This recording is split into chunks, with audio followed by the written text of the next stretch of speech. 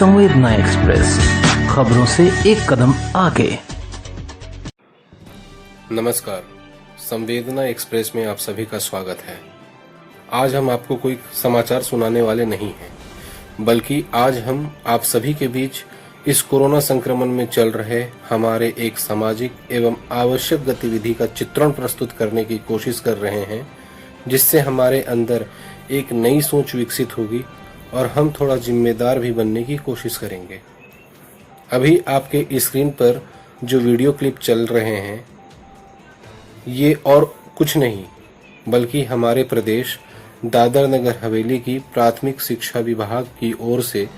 Bridge course के अंतर्गत कक्षा 2 से लेकर कक्षा 8 तक के लगभग 35,000 बच्चों की परीक्षा, जो कि 3 से 4 दिनों तक चलने की योजना है, उसका दृश्य है। यह प्री टेस्ट एग्जाम बच्चों के घर के नजदीक के ही इलाकों में शिक्षकों की देखरेख में चल रहे हैं, जिसमें इन विद्यार्थियों के साथ साथ उनके अभिभावक भी भाग लेते हुए इस वीडियो में देखे जा सकते हैं। तो अब सवाल ये उठता है कि जब शिक्षक की उपस्थिति में अभिभावक अपने बच्चे की सहायता इस परीक्षा में बेखौफ और गैर जिम्मेदाराना तरीके से कर रहे हैं, तो इस तरह के प्री टेस्ट एग्जाम का आडंबर करने की आवश्यकता ही क्या थी,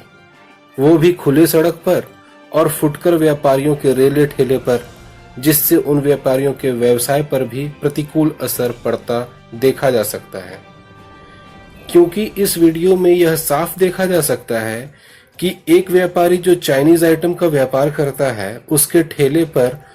और कुछ तो उसके ठेले के सामने ही विद्यार्थी अपना प्री टेस्ट एग्जाम दे रहे हैं, जिसके कारण उस व्यापारी के पास कोई ग्राहक भी नहीं आ रहा है और उसके व्यवसाय पर प्रतिकूल असर पड़ता हुआ आसानी से इस वीडियो में देखा जा सकता है। दूसरी ओर इस मानसून के समय में खुले में परीक्षा लेना कहां तक तर्कसंगत है, जबकि बारिश कभी भी हो सकती है और जिस कागज पर विद्यार्थी अपनी उत्तरों को लिखते हैं, उसके गीले होकर फटने का भी भय हमेशा बना रहता है। ये कार्य तो किसी अज्ञानी का ही हो सकता है, जबकि विद्यालय में तो बच्चे अपने ज्ञान वर्धन के लिए ही जाते हैं। एक और बात जो इस वीडियो से सामने आ रही है, वो है सोशल डिस्टेंसिंग की धज्जियां उड़ाने। जबकि अभी भी हमारा प्रदेश और देश कोरोना संक्रमण से मुक्त नहीं हुआ है, बल्कि अभी तो जानकारों के अनुसार इस संक्रमण का और भी ज्यादा बलशाली और खतरनाक रूप पूरे देश में फैलने की आशंका जताई जा रही है। और तो और कई क्षेत्रों में ये खतरनाक रूप का संक्रमण अपने पैर भी पसार चुका है और इस स्थिति में हमें और भी अधिक सतर्क रहने की आवश्यकता है। ऐसा नहीं है कि हम परीक्षा प्रणाली के खिलाफ हैं, बल्कि परीक्षा लेने के इस तरीके से हम अपना विचार विरक्त करते हैं।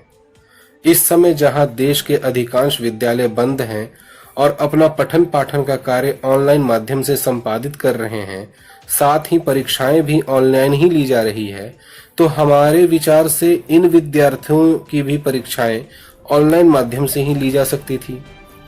दूसरी तरफ यदि ऑनलाइन माध्यम से परीक्षा देने में या शामिल होने में सभी विद्यार्थी यदि सहज नहीं थे, तो ऑफलाइन माध्यम से भी परीक्षा लेने के प्रबंध किए जा सकते थे। हाँ, एक और बात यह भी है कि विद्यालयों में अभी टीकाकरण का कार्य जारी है, लेकिन इसका ये अर्थ तो कदापि नहीं हो सकता कि विद्यार्थियों को सड़क के किनारे अपनी परीक्षा देनी पड़े। प्रशासन, प्राथमिक शिक्षा विभाग तथा विद्यालय प्रशासन के संयुक्त प्रयास से ये परीक्षाएं किसी बड़े मैदान या हॉल या गार्डन या पार्क या किसी ऐसे सरकारी भवन जो अभी खाली पड़े हुए हैं, उनमें इन परीक्षाओं का प्रबंधन बड़े आराम से किया जा सकता था, वो भी इस कोरोना संक्रमण में अपनाए जाने वाले सभी सुरक्षा मानकों के साथ। विद्यार्थी अपनी परीक्षा भी देते और न तो उन्हें बारिश का डर रहता, न ही किसी फुटकर व्यापारी के व्यापार पर प्रतिकूल असर पड़ता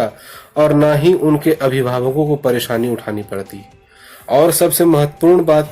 कि अभिभावक अपने बच्चों की सहायता इस परीक्षा के दौरान नहीं कर पाते, जिससे विद्यार्थी के कौशल एवं बुद्धि का सही मूल्यांकन संभव हो पाता, क्योंकि ये विद्यार्थी ही तो हमारे देश का भविष्य हैं, तो इनके भविष्य से खिलवाड़ क्यों। धन्यवाद।